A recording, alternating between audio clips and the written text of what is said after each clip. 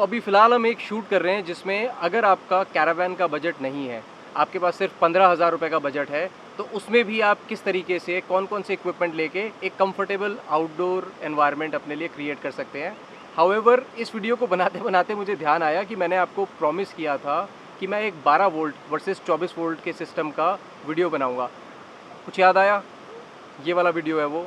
अगर आपने नहीं देखा तो जाके इस पर क्लिक करिए, वीडियो को जल्दी से देखिए। मैंने अपनी कैरावैन में 24 वोल्ट सिस्टम लगाया है।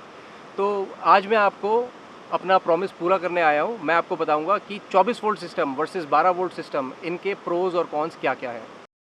अब इस वीडियो में आगे बढ़ने से पहले एक फार्मूला है जो कि बहुत इंपॉर्टेंट है, आपको याद करना है इस फार्मूला को। अगर आपको इसका रेफरेंस चाहिए तो ये लिंक है ऊपर, फिर से इस लिंक पे क्लिक करिए, पुराना वाला वीडियो देखिए, आपको समझ में आ जाएगा मैं क्या बातें कर रहा हूँ।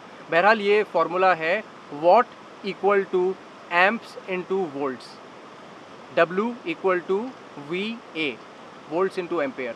जब मैं अपनी वैन बना रहा था तो मैं बहुत क्लियर था कि मैं अपना बजट लोएस्ट से लोएस्ट रखूँगा, क्योंकि मेरी गाड़ी काफ़ी पुरानी थी और पता नहीं था कि वो रोड लीगल हो पाएगी नहीं हो पाएगी। तो मैं चाहता था कि कम से कम खर्चा करूं। उसके लिए मैं बिल्कुल क्लियर था कि जो इक्विपमेंट्स मैं अपने घर में यूज़ करता हूं वही इक्विपमेंट्स मैं अपनी वैन में भी यूज़ करूंगा। अब कुछ इक्विपमेंट्स 200 वाट के थे, कुछ 100 वाट के थे, कुछ 1500 वाट के भी थे, तो मुझे एक बैलेंस बनाना था। इसके लिए मैंने 24 वोल्ट सिस्टम सेलेक्ट किया। अब डायरेक्टली पॉइंटर्स पे आते हैं कि क्यों 24 वोल्ट सिस्टम ज़्यादा सस्टेनेबल है 12 वोल्ट सिस्टम से।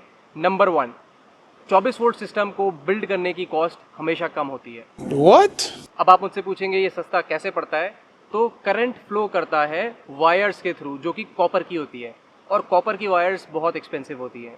नाउ अगर आप फॉर्मूले की तरफ देखें, आपका 500 वाट का इक्विपमेंट अगर आपकी X थिकनेस मांगता है 12 वोल्ट में, तो वो 24 वोल्ट में उसकी आधी थिकनेस मांगेगा। अब कुछ मेरे दोस्तों के ये सवाल होंगे कि भाई आधी थिकनेस कैसे चलती है? तो let's look at the formula again. Watt equal to amps into volts.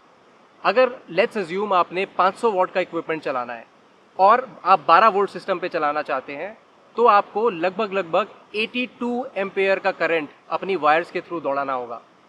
वहीं अगर आप इसको 24 वोल्ट का सिस्टम कर देते हैं तो आपका एम्पेयर 41 एम्प्स पे आ जाता है। इसका मतलब जो आपकी वायर की थिकनेस है वो अगर 12 वोल्ट से आधी भी होगी तो भी वो चलेगी। आपके सेफ्टी के लिए आपको लेस करंट अपनी वायर्स के थ्रू दौड़ाना है। सो आपकी वायर्स की सेफ्टी के पॉइंट ऑफ व्यू से 24 वोल्ट सिस्टम ज़्यादा सस्टेनेबल है, प्लस आपको एक हैवी एक्सपेंडिचर भी नहीं करना पड़ेगा हैवी ड्यूटी केबल्स लेने के लिए।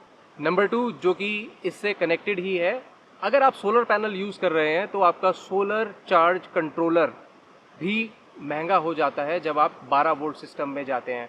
वो कैसे? क्योंकि उसकी कॉस्ट भी आपके एम्पेयर्स ही डिसाइड करते हैं।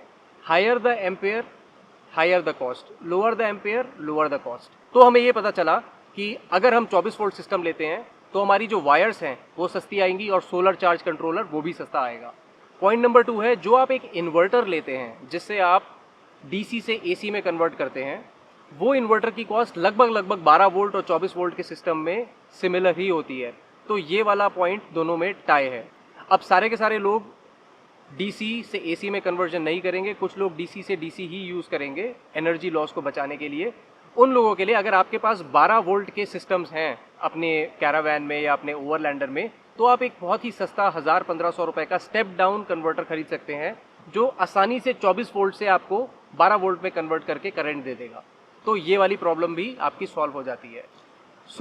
ये जो अगला पॉइंट है ये मेरा एक पर्सनल ओपिनियन है, ये मेरा पर्सनल पॉइंट है। जब मैं अपनी कैरावैन बिल्ड कर रहा था तो जैसे मैंने पहले बताया कि मैं वही सारे इक्विपमेंट जो घर में यूज़ करता हूँ वो अपनी वैन में भी यूज़ करना चाहता था। तो कुछ इक्विपमेंट तो 100 वाट के थे, कुछ 200 के थे, और कुछ इक्विपमेंट हाउ ब्यूटीफुल कुछ इक्विपमेंट 1500 वाट के भी थे। तो ऐसी एक रेंज को सपोर्ट करने के लिए मुझे या तो बहुत मोटी कॉपर वायर्स डालनी पड़ती अगर मैं 12 वोल्ट सिस्टम बनाता, और हैवी इन्वर्टर्स में इन्वेस्ट करना पड़ता। तो मेरे पास एक ऑप्शन आया 2100 वाट का सोलर UPS, जो कि 24 वोल्ट के सिस्टम पे चलता है। तो अब मेरे पास 24 वोल्ट का सोलर पैनल है, 24 वोल्ट की बैटरी बैंक है और 24 वोल्ट का ही इन्वर्टर है। अब मेरे सारे के सारे इक्विपमेंट, चाहे वो 100 वाट का है चाहे वो 1500 वाट का है, सब कुछ कवर होता है। इनफैक्ट एक टाइम तो ऐसा आया था जब मैं अपनी वैन में एयर कंडीशनर लगाना चाहता था, तो ऑप्शंस अवेलेबल थे, एक स्प्लिट यूनिट 0.75 टन का। आपको पता है जो एसी 0.75 टन पावर लेता है, जब उसका कंप्रेसर ऑन होता है तो वही एसी 1.5 टन की power for a very short duration लेता है। तो मेरा इन्वर्टर एक एसी को भी सपोर्ट कर सकता है। कहने का मतलब ये है कि अगर मैं मल्टीपल डेज के लिए, मल्टीपल मंथ्स के लिए ऑफ ग्रिड हो जाऊं तो मुझे पावर की चिंता करने की ज़रूरत नहीं है। वही इक्विपमेंट जो आप घर में यूज़ करते हैं, वही इक्विपमेंट मैं अपनी वैन में भी यूज़ कर पाऊंगा विदाउट एनी फेल। तो ये तो थे कुछ प्रोज। अब अगर प्रोज हैं तो कॉन्स भी होंगे ही होंगे। पहले कॉन्सिक्वेंस की बात करते हैं। अगर आप 24 वोल्ट सिस्टम यूज़ कर रहे हैं तो आपको 24 वोल्ट की ही बैटरी चाहिए। अब इंडिया में 24 वोल्ट की लेड एसिड बैटरीज नहीं आती हैं, तो मैंने क्या किया है, 100 एम्पियर की 2 बैटरीज ली हैं और उन्हें सीरीज़ में कनेक्ट किया है। तो मेरे जो बैटरी पे एक्सपेंस है वो डबल हो चुका है। दूसरा कौन है, अगर आपकी गाड़ी 12 वोल्ट पे चल रही है, जो कि हिंदुस्तान की सारी गाड़ियाँ 12 वोल्ट पे चलती हैं, और अगर आप अपनी गाड़ी से अपनी बैटरीज को चार्ज करना चाहते हैं तो अनफॉर्चुनेटली आपको एक और ऑल्टरनेटर इंस्टॉल करना पड़ेगा, जो कि एक एडिशनल एक्सपेंस है। फिलहाल इसके अलावा तो और कोई कौन मैं सोच नहीं पा रहा। बट एक अहम सवाल, क्या आपका सिस्टम 12 वोल्ट होना चाहिए या आपका सिस्टम 24 वोल्ट होना चाहिए?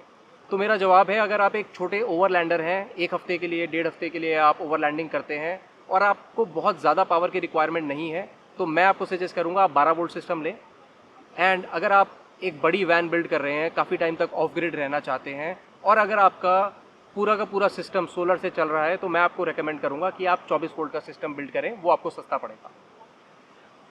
अब एक खुशखबरी है छोटी सी, वीडियो खत्म होने से पहले आपको बताता हूँ। मेरा एक बाय मी अ बियर का कैंपेन चलता है। आप लोगों को पता है मुझे बियर कितनी पसंद है। अभी अभी मेरे एक दोस्त ने मुझे 4 बियर स्पॉन्सर करी है। मैं आपको दिखाता हूँ इस तरीके से मैं अपनी बियर को ठंडा कर रहा हूँ, क्योंकि इस गाड़ी में फ्रिज नहीं है। हो सकता है अगले एपिसोड में इसमें फ्रिज भी हो, बट अभी इसमें फ्रिज नहीं है। तो बियर को ठंडा रखने के लिए सबसे ईजी तरीका मैं आपको दिखाता हूँ।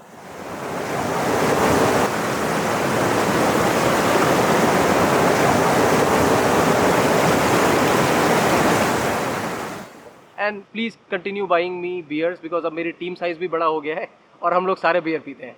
तो thank you so much for watching this video. See you next time.